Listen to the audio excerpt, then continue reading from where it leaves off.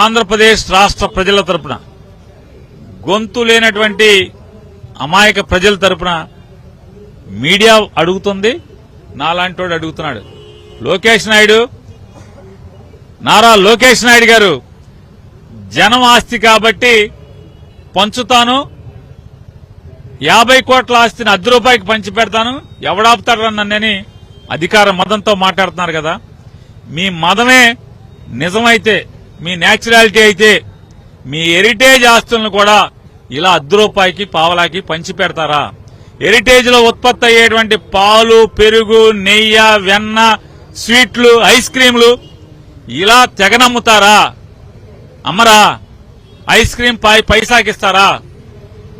KG నెయ్యి ₹10 ఇస్తారా? ఎవరా? అంటే మీ నాన్నగారు, మీ అమ్మగారు, మీ ఆవిడ గారు సంపాదించిన సొమ్మేమో గట్టిదా? జనం రూపాయి రక్తాన్ని చెమటగా మార్చి ఆ చెమటోడ్చి సంపాదించిన డబ్బులు, పన్నులుగా కట్టిన డబ్బులు మీకు అల్వాలాగా ఉంటుందా? పప్పు బెల్లాల్లాగా పంచి తినేస్తారా మీరందరూ కలిసి? కాబట్టి మదంతో మాట్లాడేప్పుడు బుర్రా నోరుకి కాస్త లింక్ పెట్టుకుని మాట్లాడితే పద్ధతిగా ఉంటుంది. చిన్న వయసులో హోదాలో ఉన్నావు కాబట్టి తగ్గి మాట్లాడితే మంచిదని హెచ్చరిక చేస్తున్నాం.